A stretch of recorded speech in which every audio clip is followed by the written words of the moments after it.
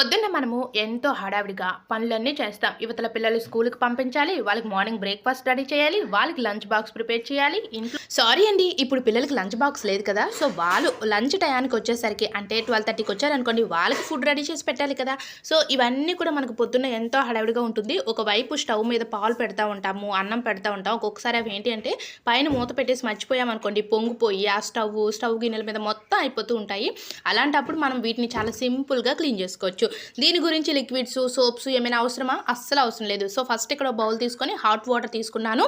ఇక్కడ చూడండి 1 స్పూన్ వరకు బేకింగ్ సోడా యూజ్ చేశానండి.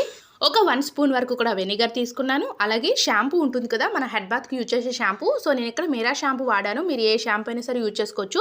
ఈ మొత్తాన్ని కూడా ఒక లిక్విడ్ లాగా రెడీ చేసుకొని స్టవ్ మీద ఉన్న అన్నము గట్టు ఉంటుంది కదా! డస్ట్ అంతా కూడా నీట్‌గా తుడిచేసి ఈ లిక్విడ్ మొత్తాన్ని వేసేసి ఒక 10-15 మినిట్స్ పాటు అలానే ఉంచి స్క్రబ్బర్‌తో క్లీన్ చేసుకుంటే చాలా నీట్‌గా క్లీన్ అవుతుంది.